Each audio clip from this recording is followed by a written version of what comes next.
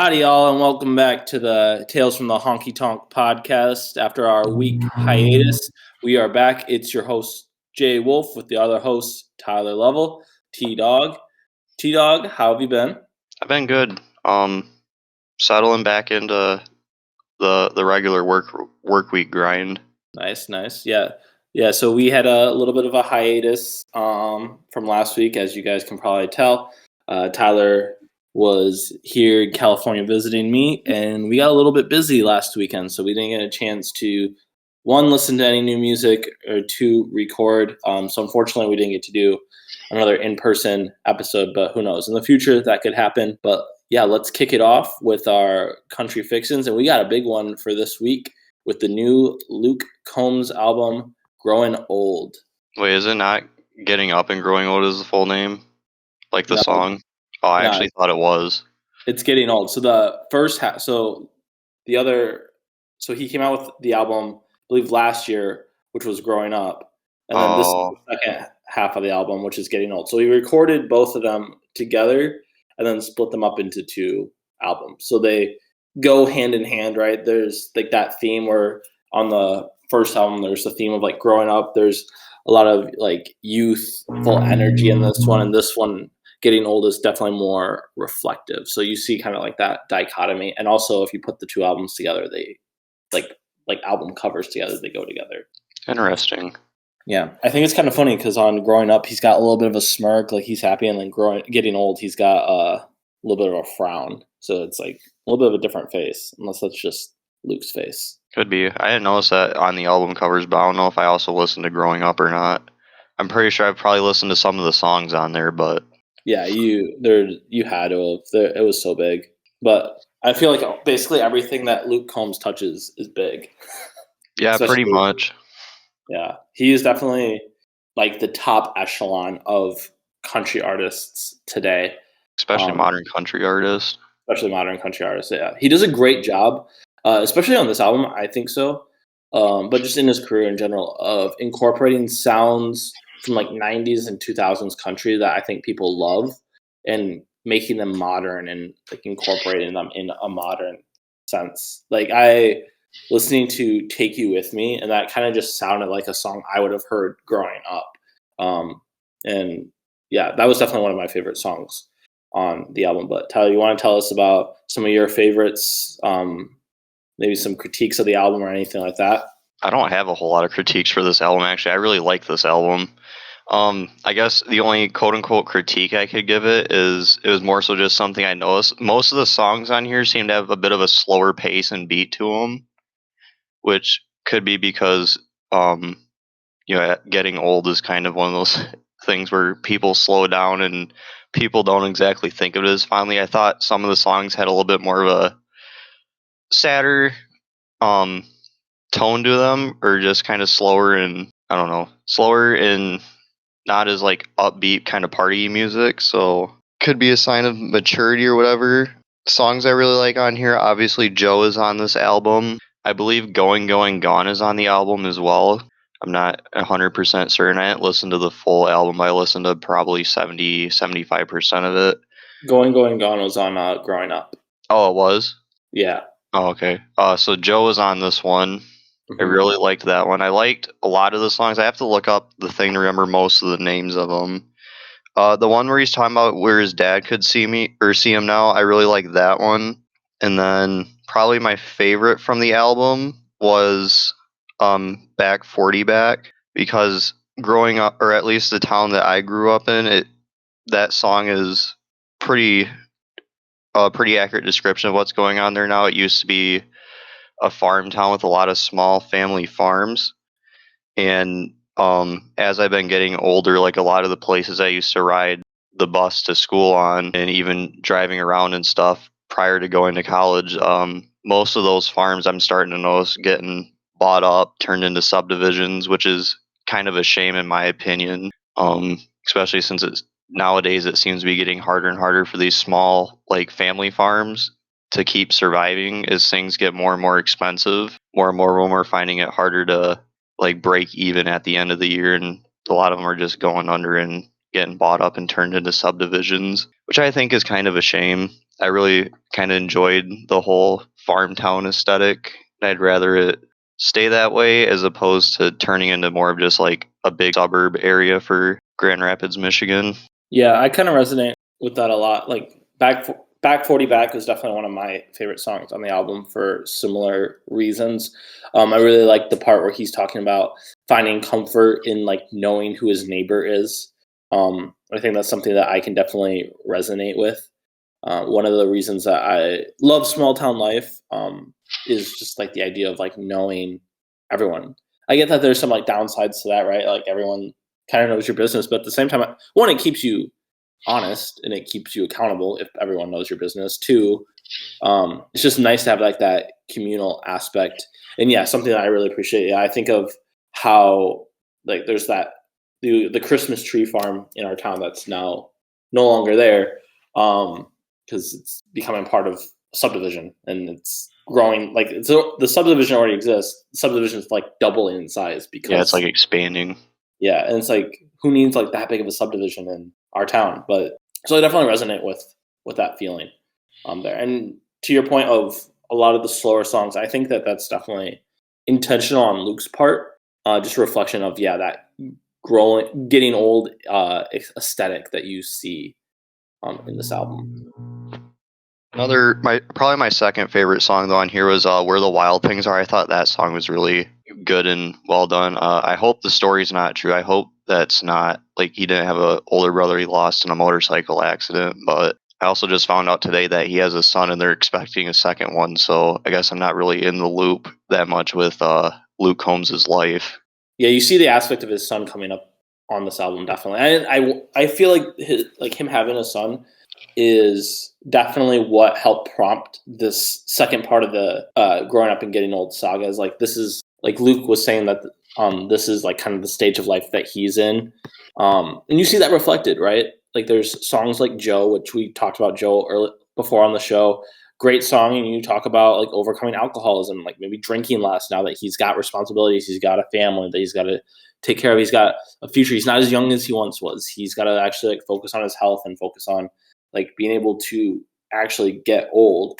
Another one of my favorite songs on the album is "Take You With Me," because you see like that progression from Luke talking about his father and wanting to go with his father and just be with his father to now he is a father and it's his son that he's taking with him and all that. So I like the progressions on this album. I like the depth, and like you said earlier, I don't really have any critiques. Any critiques that I have for this album, I feel like I'm nitpicking because I enjoyed this much more thoroughly than any album that we've reviewed so far this year.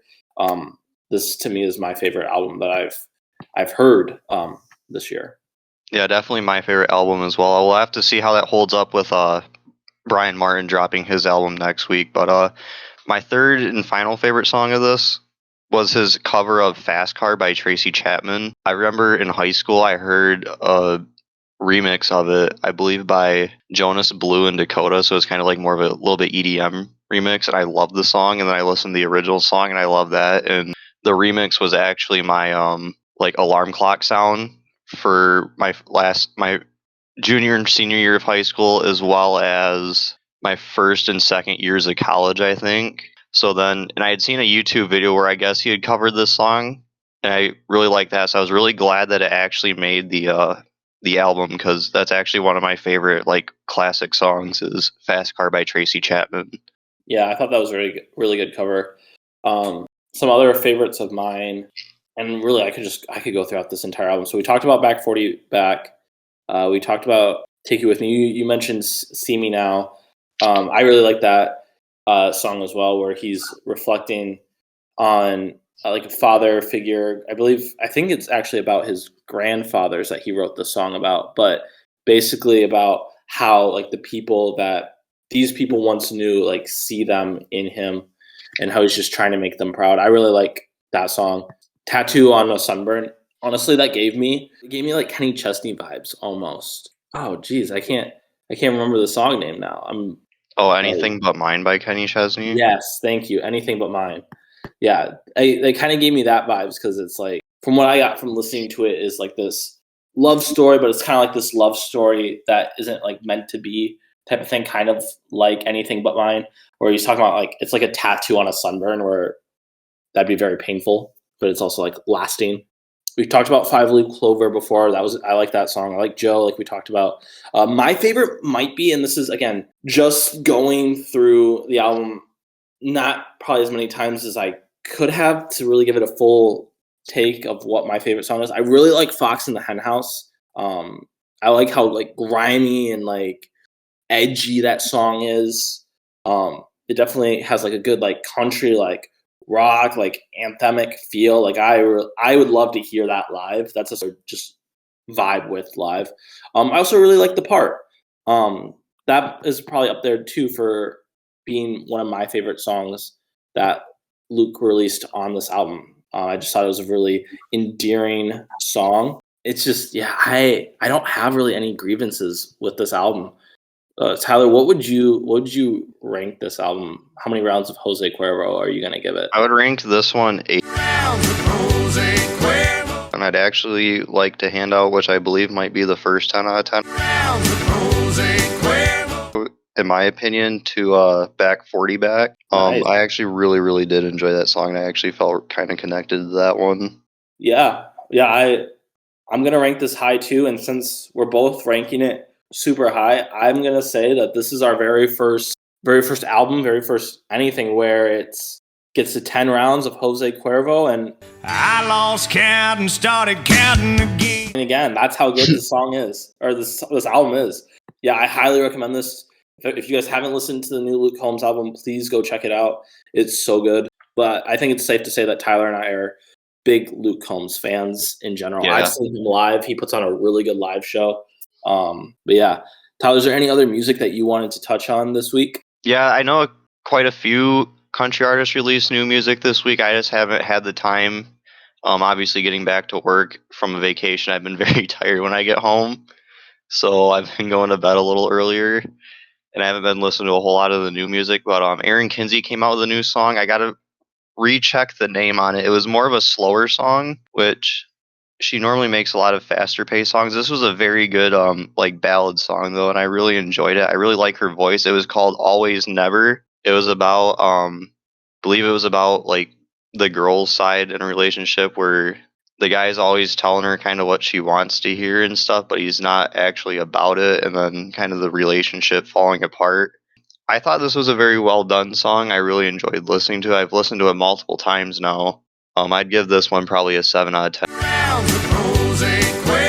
Might be slightly biased because I really like Aaron Kinsey, but aside from that, I believe Lainey Wilson released a new song with someone. I haven't had the chance to listen to that one yet. I still got to finish the new Luke Combs album. And I don't know who else released new music this week. Yeah, let us know if there's any. Let us know in the comments if there's any new music that we need to be listening to that we, again, didn't cover. I think it's safe to say that Luke Combs took up a majority of our time this week. And yeah, so with that, we're going to transition to our next segment. So we talked about how we had a hiatus last week. We weren't on. We wanted to be on. Kind of didn't end up working out. Tyler was here visiting, and the weekend was super busy. My birthday was last Friday, and I got a special video for you guys. So something that I discovered thanks to Instagram Reels is a bunch of freebies that you can get for your birthday. So I downloaded a bunch of apps, signed up for a bunch of rewards, all of which is free to do, and got a bunch of freebies. So here's a look at some of those that you guys can potentially get for your birthday. All right, freebie number 1. Train to cold brew from Starbucks. I added vanilla sweet cream cold foam, aligned the cup with caramel, no ice so it would get full, mocha drizzle, and cinnamon powder. Bottoms up. What you have here is Jonathan's free buntlet red velvet flavor of his choosing from Nothing Bundt Cakes. Happy birthday. All right, so we got our second bunt cake. This one's just all chocolate, courtesy of the Corner Bakery. And here we have Jonathan's Lucky Charm cookie, courtesy of Crumble Cookie. Happy St. Patrick's Day. All right. I'm excited about this one. Habit Burger. Free char burger. Thank you, Habit Burger. I'm excited to get into this in a little bit. All right. Jersey Mike's sub. I honestly don't remember what I got. But I think I got a buffalo chicken sub. For free. Courtesy of Jersey Mike's. Thanks, Danny DeVito. Alright, fam. So last but not least of the birthday treats, a dozen Krispy Kreme donuts. And since my birthday is on St. Patrick's Day, they are green. Booyah. Yeah, I'd say probably my favorite freebie of that group was the Krispy Kreme donuts. I know that we all kind of got to benefit from those. But yeah, Tyler, thank you for accompanying me on that journey. Oh, thank you for having me out there. I love it out there. Especially when it's 70 degrees on Saturday and I come back to Michigan, it's 18 degrees on Sunday. So yeah, we had a great time. It was so much fun to go to the beach, to hang out. I thoroughly enjoyed. So last week Friday, what we did essentially. So after we got those freebies, we went to a local pub, which is in walking distance from where I live, and we didn't quite close it down, but we were there for 8 hours basically. Yeah, we were there for a while because we got there around 2:00. We didn't leave until 9, I don't think, 9 or 10. Yeah, we were there for a while, which was fun because it's just you have March Madness going on. It's St. Patrick's Day, so you have a bunch of people. People were super chatty. It was fun to watch it fill up. I've never gone to a bar early enough to just sit there and then just as the night goes on, just gradually realize dang, there's a lot of people here now. Oh yeah. The energy level of that place just increased as the night went on. I think after I dropped you off at the hotel, I went back around that way and it was still going strong. Yeah, I'd imagine on St. Patrick's Day the pub would still be going strong at 11 o'clock at night. What was your highlight from the trip? The highlight was probably, let's see here. San Diego was really cool. Getting to see Coronado was pretty cool. I think probably the highlight of it for me was going back to Huntington Beach on Saturday and getting to experience 70 mid-70s weather with a light breeze on the beach for right now in Michigan. I would never get to experience that, especially since we're probably going to have another 3 or 4 weeks of it be. Well, actually, I don't know. It's the end of March, so it might finally start warming up. But get to watch all the surfer dudes and then get to go to Fred's up there on top of the Hurley store and have my hangover curing margarita for the day. So, but it was kind of hard to pick out a favorite, really, of what we did. So yeah, it was a good trip. Yeah, your favorite wasn't watching the first 2 Birdemic movies? No, as much as I love Birdemic because of how bad it is, that was not the highlight. If anyone gets the chance, please go check out Birdemic. It's a terrible, terrible movie, but that's what's so endearing about it, is that it's as bad as it is. Oh yeah, maybe that's a segment that we can do in the future, is we review bad movies. Yeah, so let us know if there's any bad movies that we need to be watching. Like I said, we watched the first 2 Birdemic movies. I think one of the next ones on our list is one we have to see the third. We got to see Velocipaster. Oh yeah. And then I want you to see Rubber. I know JJ and I have watched Rubber, but I think that you'll be very you'll enjoy it. You'll enjoy laughing at it because So fun story actually.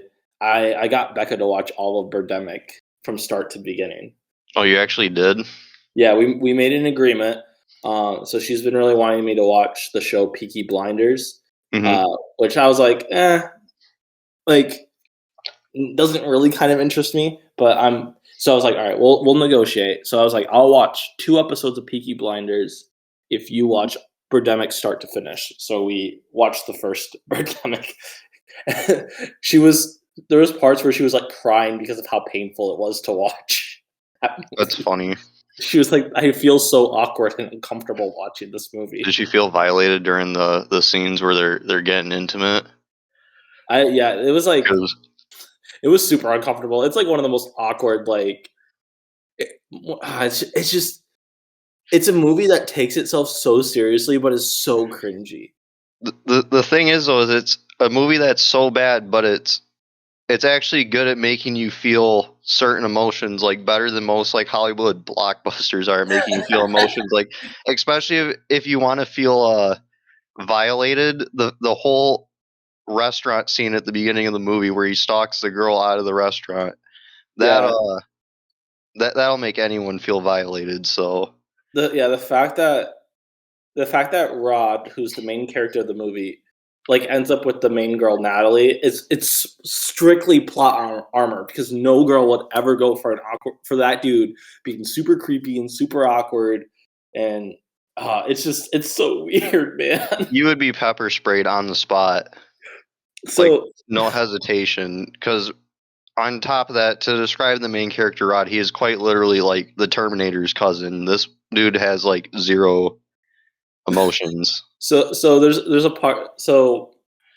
at some point in the movie, Rod and Natalie, who are the two main characters, they rescue these two kids from killer eagles, essentially. So there's a boy and a girl. At the end of the movie, Rod cooks this fish that he caught on the beach, and then in the second movie, it's alluded to that the girl died because of how Rod cooked the fish. And when we got to that part, Tyler, when Beck and I were watching it, I was like, "Oh my gosh, this is the fish that killed the girl," and they never ate the fish on screen. They also They started cooking it, and they just watched the eagles fly away, and the movie ended. They never ate it. It's probably because it was undercooked. Yeah, They probably cooked it, didn't eat it on the spot, threw it back in the van, and then just drove off, and then like got home and like, oh, can you undercook look, guys, fish? dinner. Like, people eat sushi, right? Like that's raw fish. Yeah, but I don't know, man. when they do sushi, they actually like make the fish cold enough when they freeze it to preserve it that it actually, I guess, from what I read, like kills the parasites. Gotcha. Versus like if you leave just like fish or even chicken and stuff out, and like I'm like if they threw it in the back of the hot van and where were they? They were in like SF, weren't they? They were around that area, yeah. Or they were wherever Half Moon Bay is. So I'm sure it's warm there because it looked like it was about summertime. It was probably like 60s. It was probably hot in the car because it was sunny and it was a black van. They probably threw the fish in the back, got home, were like, well, I guess we can still eat it. It's been the fish has been sitting out. The fish has salmonella now. It's I'm guessing that's what got her is the good old salmonella. Well, speaking of fish, I know that you wanted to talk a little bit about fishing season coming up. Oh yeah, so it is. I'm getting excited. It's so I'm like obviously over in California, people were out fishing. I seen dudes rolling around with their brand new Rangers hooked up behind their trucks and stuff. But up here in the Midwest, it's we didn't really have an ice fishing season this year. At least in Michigan, we didn't. I know over in Minnesota and Wisconsin, especially the northern parts, y'all did. But we're getting pretty close to the end of March here, beginning of April. So most of our fishing seasons are going to start opening up here in the Midwest, and I'm excited to get out this year. Excited to get out with the crew, get the gang back together, go rip some lips, set the hook on some undersized fish like their Moby Dick. Hopefully not sink the boat at the boat launch this year or come close to it like we did last year. I think probably in a future episode. Or sinking the boat. Yeah, we could. Yeah. Moral of the story is last year, JWolf and our friends Sarge and Brandon and I, we all went fishing together on a boat that is not made for 4 people to start off with. It was 4 dudes, 14-foot flat bottom. That's like 48, like a 14 by 48 flat bottom. Some of you guys that know anything about boats or like fishing and stuff, like you'll understand it's not a big enough boat for 4 people. When we left, we were using my truck to tow it. The jack was left down on the trailer I did not know it was left down. So we take off. I'm like, what's this grinding noise? Get out. Oh, look, the jack's down. So we got to put the jack up. Then we get to the boat ramp, throw the old boat in the water, and I go to park, and I come back, and everyone's like, we've had a bit of a problem. And I look, and the bottom of the boat is filled with water now. Boats aren't supposed to have water on the inside. Moral of the story is no one checked the drain plug before they had me put it in. We put it in the water without the drain plug in, so it started filling with water. So everyone had wet feet. The trolling motor that we were using is just a regular motor, was not installed on the boat correctly, so we couldn't go forward. We could only go in reverse until we got it figured out. Jonathan's line got stuck in the motor. My spool, brand new set of line, and if any of you used a bait casting reel and put brand new, especially braided fishing line on it, you know the first cast is always the scariest cast, and mine was no exception. The spool quite literally exploded. That wasn't cool. But we went out finally after about 30 minutes of being strapped to the dock and ironing out all the issues, and had a nice relaxing evening on the water. And it got nice and dark, so we had to head in because we had 0 lights on the boat except for the flashlights on our phone. Luckily, it was a clear night and we had a full moon. And luckily, there's a light at the end of the dock, so we could find our way back because it was starting to get cold and everyone's feet were wet. But hopefully next week or the week after, we can get Sarge and Brandon on the show. We can all talk about some more fishing related stuff, as well as if we catch any big fish this year, we can share them with you guys. Sarge is definitely the better fisherman between him and Brandon, though. Yeah, honestly, Brandon's old news. Yeah. So Brandon, come on the show. Let's debate it. Let's talk about it. With that, we're nearing the end of our 4th episode. And as you guys know, we like to do our beer of the week. So Tyler, you want to lead us off with your beer of the week? Yeah, my beer of the week this week, I haven't drank much beer this week or even last week. I'll go with one from memory. Used to be one of my go-tos. I don't really drink a whole lot of it anymore, that being Budweiser, probably America's second most popular beer if I had to guess, behind Bud Light.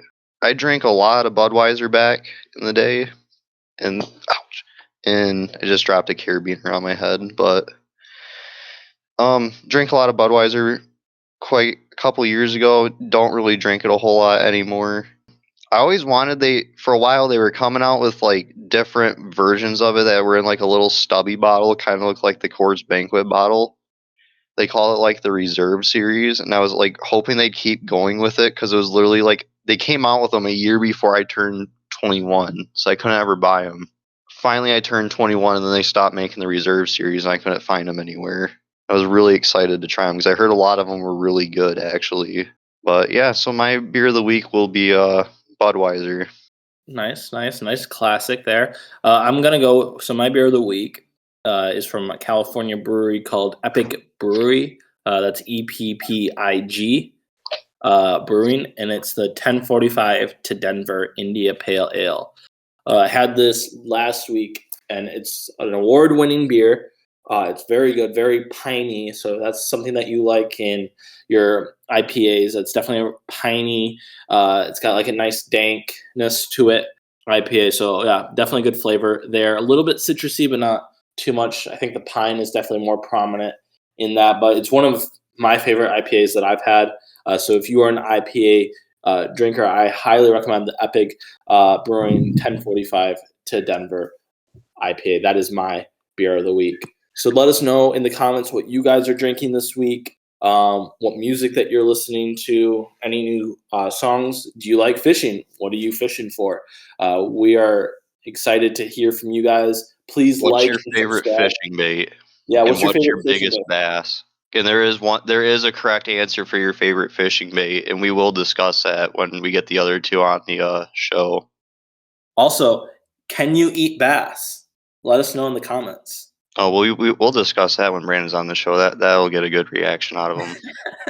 Definitely. But yeah, like and subscribe, guys. It helps grow our channel and our podcast.